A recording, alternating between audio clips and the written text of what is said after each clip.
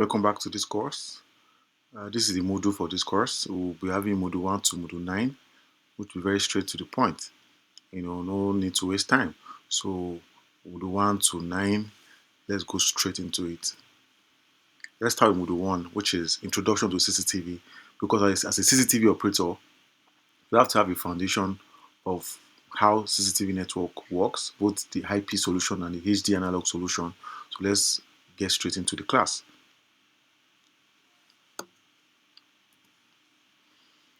Okay, so 1.1, we have the closed circuit television, CCTV. That's actually the meaning.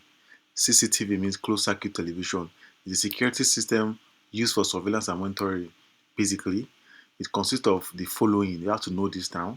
These are one of the interview questions. They can tell you to label or name 5 devices in a CCTV network, or devices that make up a CCTV network. You have to be able to mention more than 5 or 10.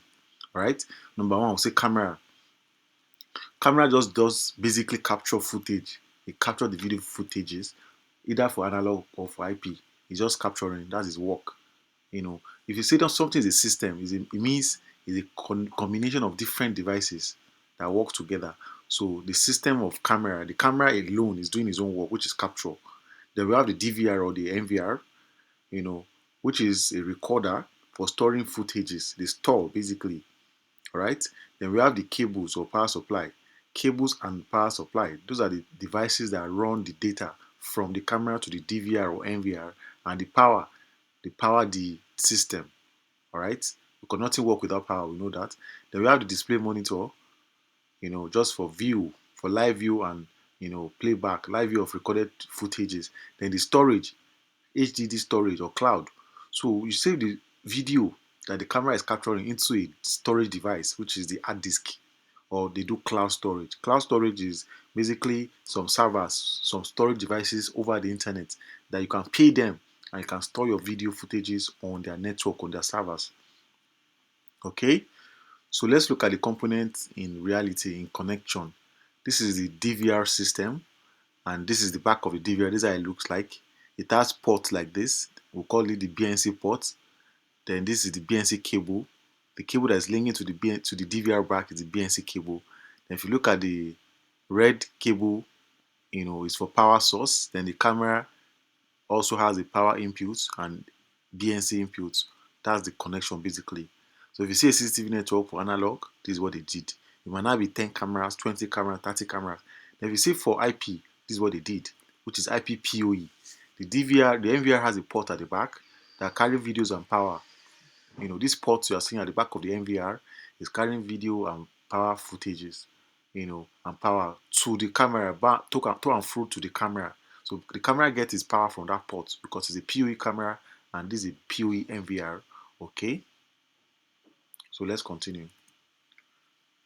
So this is the basic wiring. This is how it works. This is the direct wiring topology. So all the cameras are being wired to the PoE switch. From the PoE switch to the LAN port of the NVR, you can see. Then we have the internet for uplink. This is the internet network that gives access to this device, because without internet you cannot watch it from anywhere in the world. So it's better you understand that internet is the reason why cameras can be watched from anywhere in the world. Without internet you cannot watch it.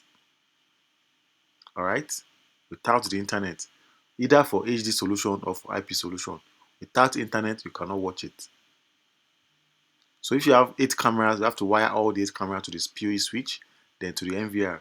For DVR, to the DVR and to the TV and power supply, connection like that.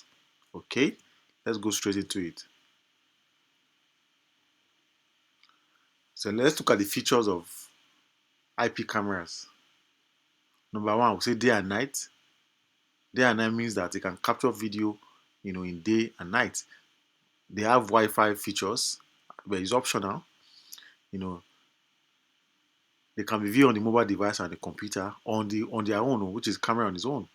Then they are mostly waterproof. That's the outdoor version. Then they have SD card slots for memory card on board. But when you are buying that, you have to mention it that your memory card cameras. Then it has a PTZ function. Then it has motion sensor.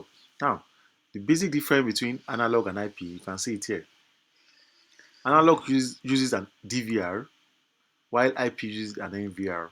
That analog camera uses a DVR, that digital video recorder, but for IP uses NVR, which is network video recorder. You have to pay attention to that. It's very important. All right. So we have to explain front end to you. What is front end? Because you get to some areas, some countries, for instance, you go to China, they call it front end. The technical people call it front end. What are front end devices? These are the list of equipment that you can see in a surveillance environment. What you can see with your eyes. From the dome cameras to the bullet cameras, the PTZ, the wireless, different kind of camera that your eye can see. They are the front end devices. So these are example of front end devices and their types. We have the dome camera. That's the dome. Look at the shape; it's round.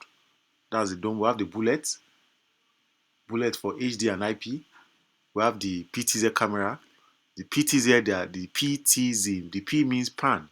The camera can be pan, then tilt. It can be tilted and zoom. It's zoomable. You can zoom in from far distance to short distance. Then we have the solar 4G cameras. We have the fisheye cameras, and we have the covert camera. So these are the front end devices. You have to have this information first. I can tell you what are the front end, name 10 front end devices or 5 front end devices and their types. You should be able to explain. These are the front end devices. This is the very end of this lesson. See you in the next lesson. Thank you.